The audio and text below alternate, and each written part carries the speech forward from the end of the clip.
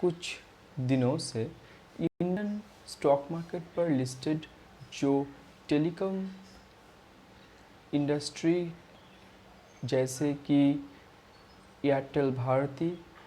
Vodafone Idea, TTML, इस तरह की जो कंपनियां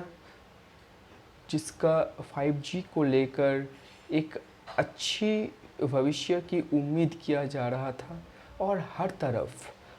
तरफ ये एक बात कहे जा रही थी कि अब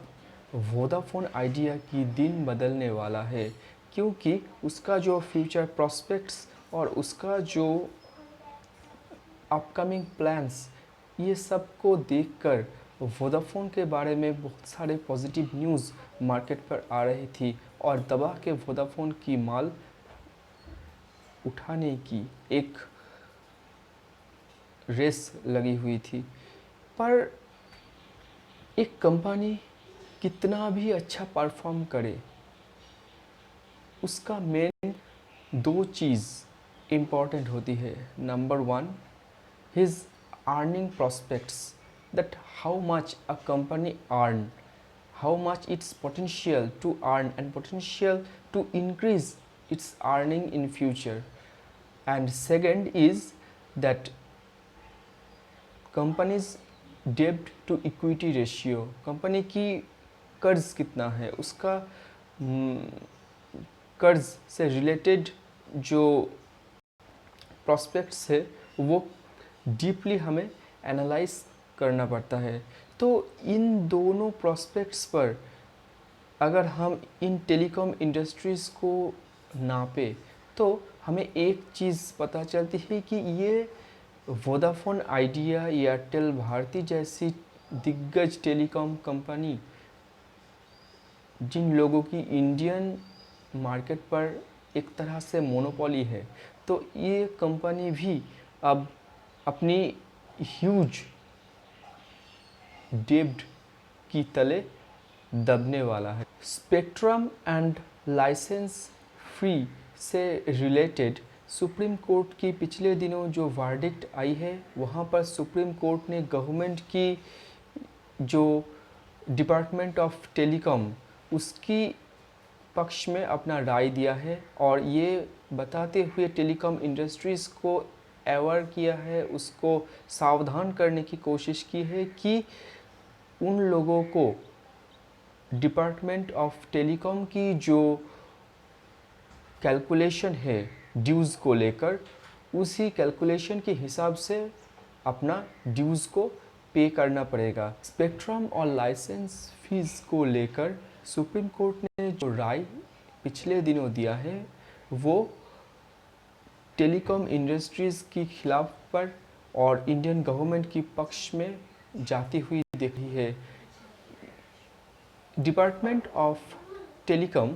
जिन्होंने AGR फीस बाबत टेलीकॉम इंडस्ट्रीज से एक बहुत मोटी रकम अदा करने की बात की थी और इस एक ह्यूज अमाउंट को टेलीकॉम इंडस्ट्रीज़ ने ये सरेंडर कर दिया था कि एक साथ अगर वो दे तो सारे टेलीकॉम इंडस्ट्रीज़ एक्सेप्ट जियो वो रोड पर आ जाएगी। तो इसी चीज़ की मद्देनज़र सुप्रीम कोर्ट ने ये भी एक वर्डिक्ट दिया था कि इस ड्यूज़ को एक साथ में पे करने की ज़रूरत नहीं है, अगले 10 साल में वो इंस्टॉलमेंट में ये सारे ड्यूज़ पे कर सकते हैं। पर ये एक चीज़ कि इस ड्यूज़ की जो फर्स्ट किस्त थी, फर्स्ट इंस्टॉलमेंट थी, उसे इस टेलीकॉम इंडस्ट्रीज़ को इसी 2021 की 1 मार्च को पे करनी थी, पर ये तो पे नहीं हुआ और वोडाफोन आइडिया ने ये कहकर सुप्रीम कोर्ट में केस दर्ज कर दिया कि उन्होंने अपना ड्यूज़ का फर्स्ट इंस्टॉलमेंट का जो 10% है वो ऑलरेडी पेड कर चुका है। पर अब ये भी क्लियर हो गया कि इंडियन गवर्नमेंट की और डिपार्टमेंट ऑफ टेलीकॉम की जो पूरा हिसाब किताब है उसी को मान्यता दे रही है हमारे सुप्रीम कोर्ट। और सुप्रीम कोर्ट ने टेलीकॉम कंपनीज़ की ये जो रेक्टिफाइड जो हिसाब है इसको बातिल करके ये एक बात क्लियर कर दी है कि आने वाले सालों में ये जो टेलीकॉम इंडस्ट्रीज़ है, mainly Vodafone Idea, Bharti Airtel और टाटा टेलीकम्युनिकेशन जैसी कंपनीज़, इन लोगों को ह्यूज दिक्कत की सामना करना पड़ सकता है। तो इनकी फ्यूचर जो एक अच्छी मानी जा रही थी, अब इसके ऊपर ये एजीआर का एक बोझ इतना दब के, इतना कस के आ गया कि अब खुदा ना खास्ता ये बताना बहुत ही मुश्किल है कि इस कंपनीज़ की फ्यूचर अब कैसा होने वाला है। मेनली एयरटेल के 43,000 एंड वोडाफोन आइडिया की 53,000 करोड़ एजीआर और लाइसेंस फीस रिलेटेड इशू में अभी तक डिपार्टमेंट ऑफ टेलीकॉम को पेड करना बाकी है। तो ये जो ह्यूज अमाउंट और इसको पे करने की जो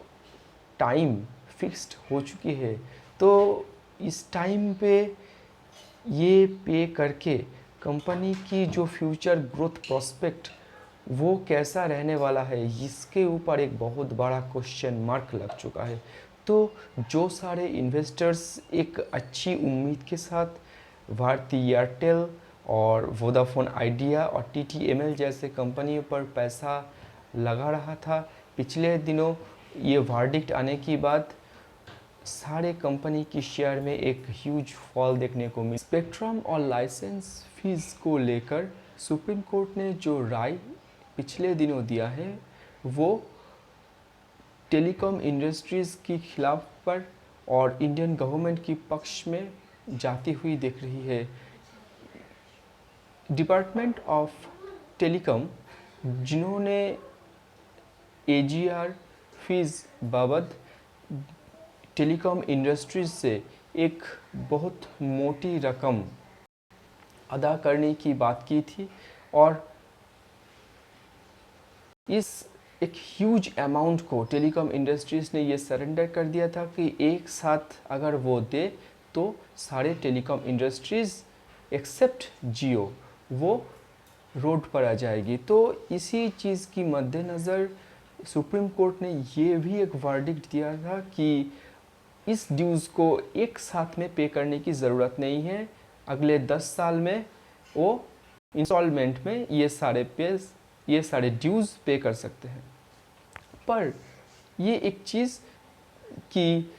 इस ड्यूज़ की जो फर्स्ट किस्त थी, फर्स्ट इंस्टॉलमेंट थी, उसे इस टेलीकॉम इंडस्ट्रीज़ को इसी 2021 की 1 मार्च को पे करनी थी,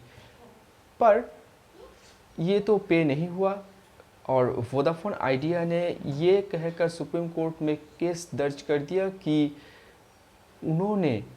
अपना ड्यूज़ का फर्स्ट इंस्टॉलमेंट का जो 10% है वो ऑलरेडी पेड कर चुका है। पर अब ये भी क्लियर हो गया कि इंडियन गवर्नमेंट की और डिपार्टमेंट ऑफ टेलीकॉम की जो पूरा हिसाब किताब है उसी को मान्यता दे रही है हमारे सुप्रीम कोर्ट। और ये एक चीज़ पता चल गई कि अफवाहों पर ध्यान देना कितनी बुरी बात होती है। अफवाह और जो न्यूज़ जो हमारे आसपास चलती है वो मैक्सिमम टाइम हमें गुमराह करती है और हमें अच्छा कंपनी चूज़ करने से पहले उसकी डेब्ट टू इक्विटी रेशियो का अच्छी तरह से आकलन कर लेना चाहिए, ये मुझे लगता है। और जिन लोगों ने इस आकलन अच्छी तरह से नहीं किया और जिन्होंने एक अच्छी प्रॉस्पेक्ट देखकर अब वोडाफोन आइडिया में पैसा लगाने के बारे में सोचा और लगा भी दिया, उन लोगों को अब सावधान हो जाना चाहिए, क्योंकि ये सुप्रीम कोर्ट और department of telecommunication and Indian government तीनों ने इन टेलीकॉम कंपनीज से अपना जो ड्यूज़ है वो वापस लेकर ही छोड़ेगी। तो इतना सारा ड्यूज़ 50,000 करोड़ और 43,000 करोड़ जैसी ड्यूज़ पे करने के बाद इस कंपनी की ग्रोथ प्रोस्पेक्ट कैसा रह जाने वाला है। हालांकि पिछले कुछ दिनों से 5G को रिलेटेड एक न्यूज़ आ रही थी, पर इतना सारा ड्यूज़ को पे करने की बाद 5G इंफ्रास्ट्रक्चर को स्थापित करने की जो प्रक्रिया, उनमें ये कंपनियां कितनी ज़्यादा सक्सेसफुल होती है, ये एक बहुत सोचने वाली बात है। इस स्पेक्ट्रम और लाइसेंस फीस बाबत और AGR की बाबत जियो को कोई फीस देनी नहीं होगी और वो इस पूरे झंझट से पूरी तरह से मुक्त एक कंपनी है। तो इस अब जब एक नए टेक्नोलॉजी को कंपनी ने लॉन्च करने वाला है, एक 5G जैसी एक बहुत बड़ा टेक्नोलॉजी को अब इंट्रोड्यूस करने वाला है इंडिया पर, तो इसी टाइम पर ये एक गवर्नमेंट की तरफ से और सुप्रीम कोर्ट की तरफ से ये एक प्रेशर इन सारे टेलीकॉम कंपनीज़ को बहुत सारे दिक्कत में डालने वाला है। तो thank you, this is for that. Okay.